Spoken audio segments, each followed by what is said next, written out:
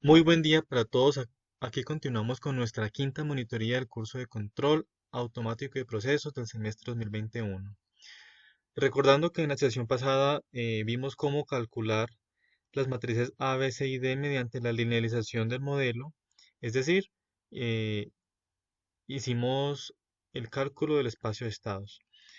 Siguiendo con el procedimiento, con el esquema general que les había contado, lo que sigue a continuación sería el cálculo de los eigenvalores como medición del comportamiento del sistema. Entonces, para analizar el comportamiento dinámico desde el modelo lineal, se hace el cálculo de los eigenvalores de la matriz A. En MATLAB, esto se hace utilizando el comando EIG y entre paréntesis escribimos la matriz A. Recuerden que este comportamiento es válido en la vecindad del punto de linealización. Entonces, primero que todo, los valores de los eigenvalores de la matriz A, su signo y si son reales o si son complejos, nos van a decir una información muy importante de cómo se comporta el sistema ante una perturbación alrededor del punto de operación o del punto de linealización. ¿Eso qué significa? Si la perturbación es muy grande, que tanto así que lo aleje demasiado del punto de linealización, puede que esta interpretación de los eigenvalores ya no sea válida. Por eso hago hincapié en que esta interpretación solamente es válida en la vecindad de la linealización. ¿Cómo se relacionan estos eigenvalores con el polinomio característico del sistema? Recuerden que el polinomio característico del sistema es el denominador de las funciones de transferencia. Este denominador es un polinomio y ese polinomio, llamado también polinomio característico, eh, tiene unas raíces y esas raíces van a corresponder exactamente a los mismos eigenvalores de la matriz A. Hay una correspondencia. Es decir, que calcular los eigenvalores de la matriz A es exactamente lo mismo que calcular las raíces del polinomio característico del sistema. Entonces, son estos los polos o los ceros. Como ya les dije que el polinomio característico está en el denominador de las funciones de transferencia y es el mismo para todas las funciones de transferencia, entonces entendemos que las raíces del denominador son los polos. Por consiguiente, los eigenvalores de la matriz A también son los polos del sistema. Mientras que recuerden también que los ceros entonces serían las raíces de los numeradores de las funciones de transferencia. Entonces tengo que hacer claridad en algo. Cuando un sistema tiene varias funciones de transferencia, todas ellas tienen el mismo denominador, pero los numeradores sí pueden ser diferentes. O sea que los ceros sí pueden ser diferentes, pero los polos todos son los mismos. ¿Qué pasa si un eigenvalor es un real positivo? Si un eigenvalor es un real positivo, significa que ante una perturbación, el sistema va a diverger. Se va a ir o hacia infinito o se va a ir hacia menos infinito. ¿Qué pasa si todos los eigenvalores de la matriz A son reales negativos? Significa que ante una perturbación paso, olvidé decir eso, ante una perturbación paso o una perturbación escalón, que es lo mismo, eh, la respuesta del sistema es que va a converger a otro estado estable. Ella converge a otro estado estable. ¿Qué pasa si alguno de los eigenvalores es complejo? Cuando uno de los eigenvalores es complejo, él no aparece solo, sino que aparece en parejas. Es decir, aparecen dos eigenvalores, uno siendo el conjugado del otro.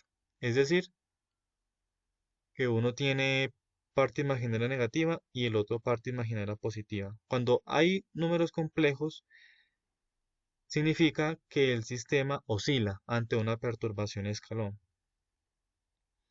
Ahora, si este complejo tiene parte real positiva, significa que él va a diverger oscilando. Y si la parte real es negativa, él va a converger a un nuevo estado estable oscilando. Entonces, si vamos a mirar en el código de MATLAB cómo se realiza pues este comando, pues vemos que simplemente sería así, como les mencioné en las diapositivas. E y G, paréntesis A. Si lo corremos hasta ahí, vamos a obtener que los valores son los siguientes.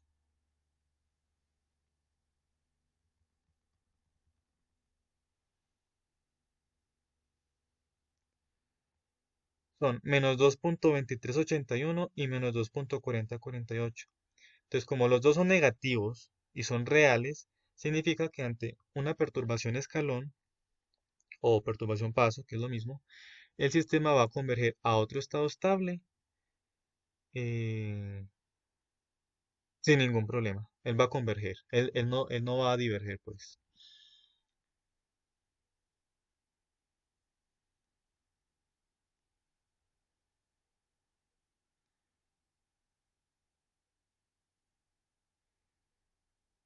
Bueno, a continuación lo que vamos a hacer es calcular las funciones de transferencia.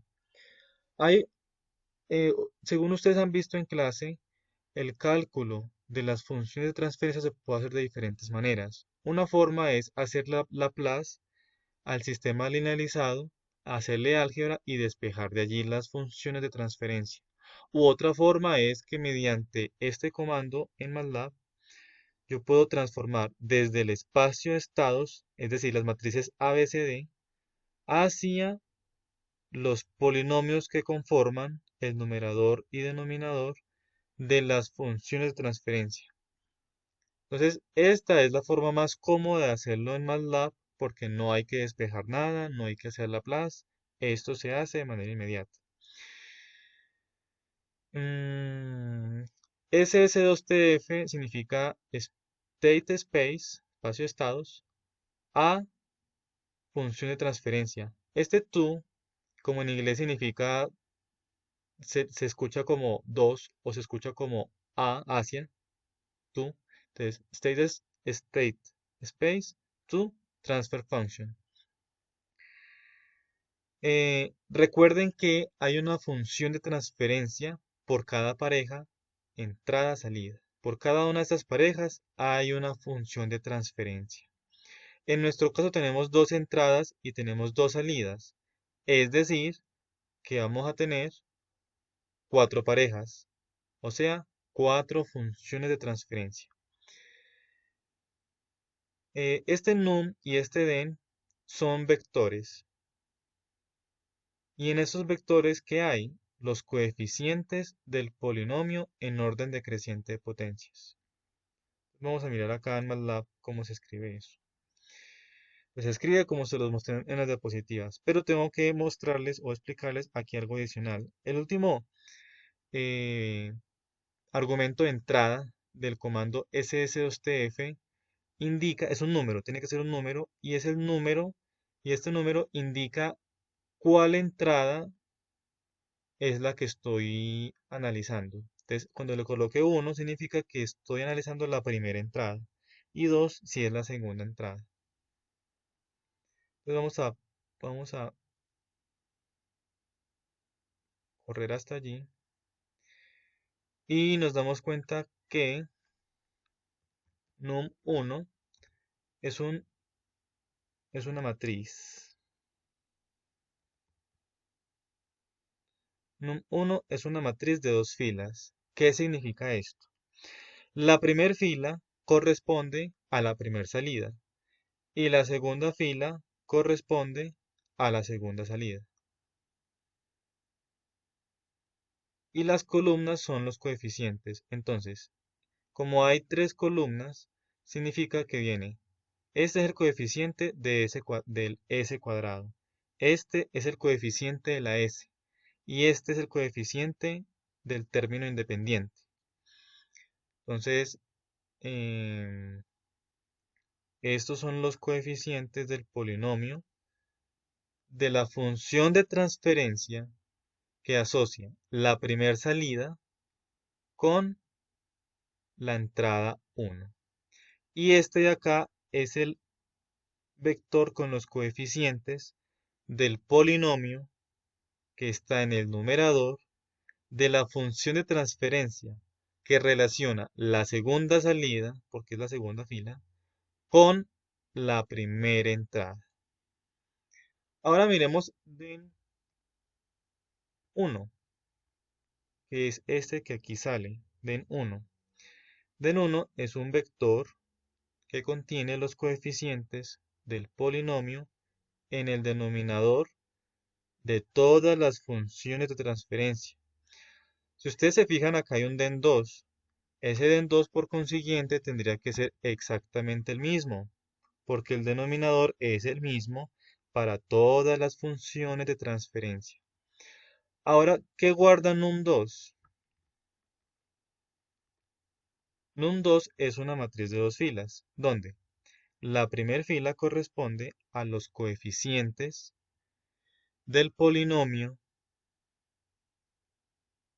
que está en el numerador de la función de transferencia que relaciona la primera salida, pero esta vez con la segunda entrada. Y este polinomio aquí son los coeficientes, y esta segunda fila corresponde al numerador, a los coeficientes del polinomio que están en el numerador de la función de transferencia que relaciona la segunda salida con la segunda entrada. Así se interpreta. Y recuerden que va en orden decreciente de potencias. 0 por s al cuadrado más 0.5714 por s más 1.2789. Ese sería el polinomio, en ese caso, por ejemplo. Bien, el siguiente paso dentro del esquema que yo les había mostrado es la comparación del modelo lineal y el no lineal mediante perturbaciones paso de diferente tamaño. Eso se los voy a mostrar directamente en el código porque allí es más fácil mirarlo. Entonces, aquí está.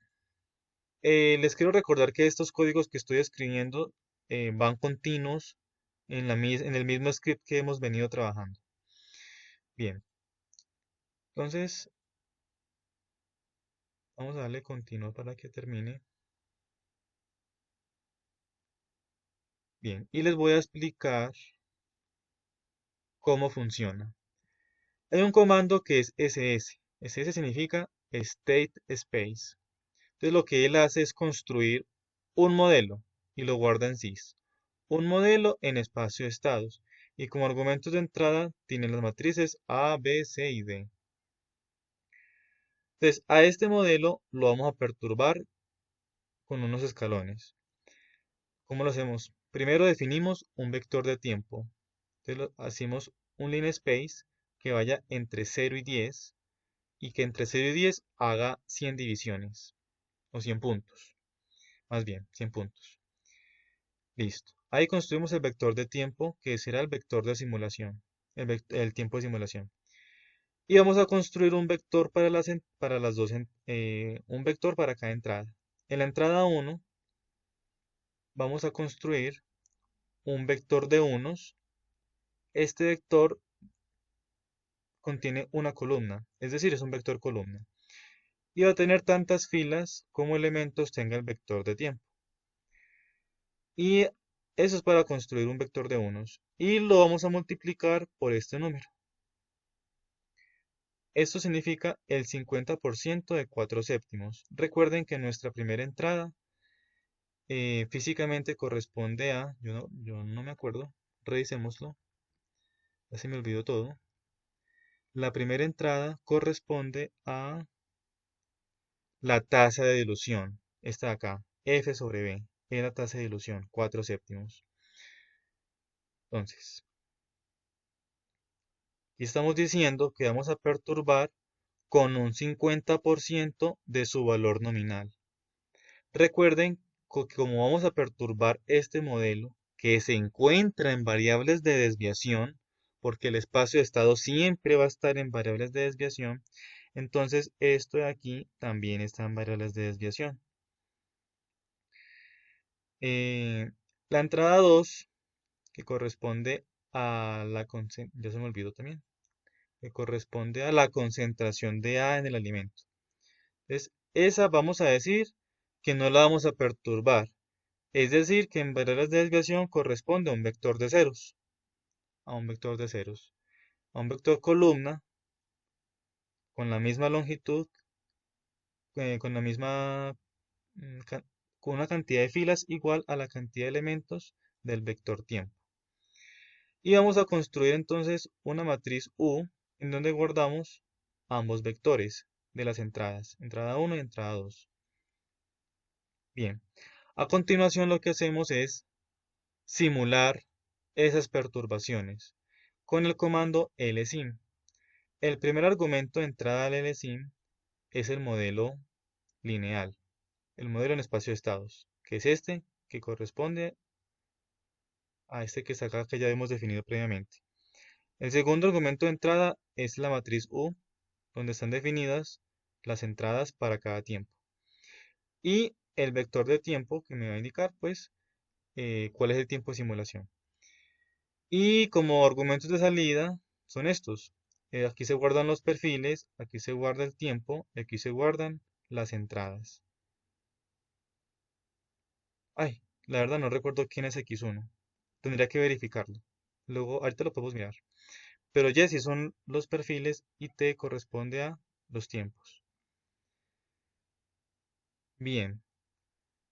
Pero recuerden que como esto es un sistema que está en variables de desviación, estas salidas también van a estar en variables de desviación. Entonces, para convertirlo en variable real, ¿qué hacemos? Le sumamos el estado estable. Entonces, las salidas, que son dos, concentración de A y concentración de B. Entonces, la concentración de A se guarda en la primera columna y la concentración de B se guarda en la segunda columna. Entonces, hacemos esto por separado. Vamos a coger la primera columna, es decir, la concentración de A, y le vamos a sumar el estado estable de la concentración de A. Lo mismo hacemos para la segunda columna.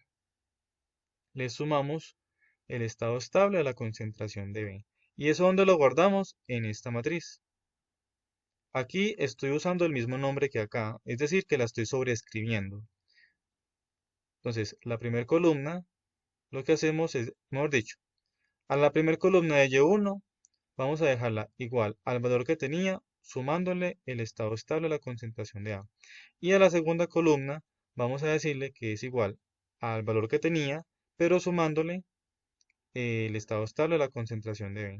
Entonces lo que aquí hice fue reescribir la matriz Y1, que era lo que salía acá el LSIM. Bien, hasta aquí tenemos la simulación del modelo lineal del espacio de estados. Ahora vamos a simularlo vamos a simular el modelo no lineal, es decir, el original, el que teníamos al comienzo. Entonces aquí simplemente es resolver un ODE. Resolver un ODE, la misma función que teníamos previamente. ¿Qué es lo diferente? Que vamos, como condición inicial, vamos a partir del estado estable. Vamos a partir del estado estable que teníamos previamente calculado. Y que las entradas van a ser esta de acá, 4 séptimos por 1.5. Quiero que se fijen en lo siguiente. Aquí dijimos que era 4 séptimos por 0.5, es decir, el 50% de 4 séptimos. Esto está ya en variable de desviación. Si lo queremos en variable real, significa que es el 50% del valor nominal por encima de ese valor nominal. Entonces es 1.5. No sé si sea claro. Si tienen alguna duda me pueden escribir al correo. Esto aquí está en variable de desviación y esto aquí está en variable real. Más bien, hagámoslo así. 4 séptimos, los voy a escribir acá. 4 séptimos es 0.5714. Listo. Ese mismo número en variable de desviación es 0. Y si yo a ese número, 4 séptimos, le sumo el 50% de 4 séptimos, este número que está aquí va a corresponder a este que está aquí. Solamente que factoricé aquí el 4 séptimos y me queda 1 más 0.5. Y este valor es un valor en variable real, porque está valor nominal y le sumo la perturbación. Esto es una variable real y ya está perturbada en un 50% hacia arriba. Por eso es este valor para perturbarlo aquí en el ODE. Mientras que aquí, si yo escribo el 50% de 4 séptimos, este valor es la amplitud, pero no se lo sumo al valor nominal porque lo necesito en variables de desviación. Es decir, esta es la amplitud solita.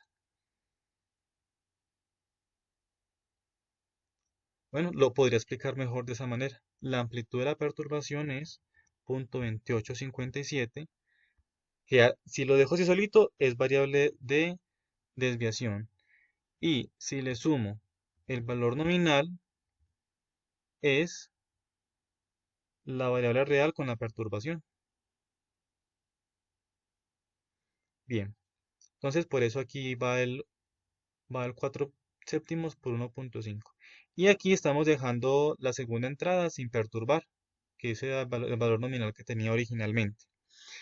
Bien, entonces la salida de este sistema va a quedar guardada aquí en tiempo y en EN. Entonces vamos a graficar pues. Vamos a hacer una figura que va a tener dos, vamos a hacer una ventana con dos gráficas. Entonces, recuerden que subplot significa que vamos a escribir lo siguiente. 211 significa que hay dos filas, una columna. Esto es para organizar las gráficas dentro de esta ventana.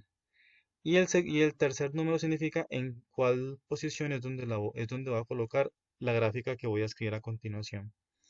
Entonces, plot T1, que es este T1, que es este que sale del modelo lineal, y el Y1, que es el que sale, es un TL, qué pena, TL del modelo lineal, y el YL, también del modelo lineal, ya modificado. Pero vamos a coger la primera columna, que corresponde a la concentración de A. Y también vamos a graficar en esa misma grafiquita, vamos a colocar la del modelo no lineal, es decir, el original, o sea, este de aquí. Y también graficamos solamente la primera columna, que es la concentración de A.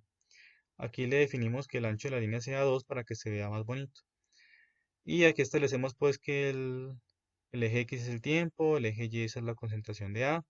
Y definimos pues unos parámetros para visualizar más bonita la gráfica. Y aquí en Legend colocamos lineal porque el primero es el lineal, porque recuerden que el espacio de estados, esto de acá, siempre es el modelo lineal.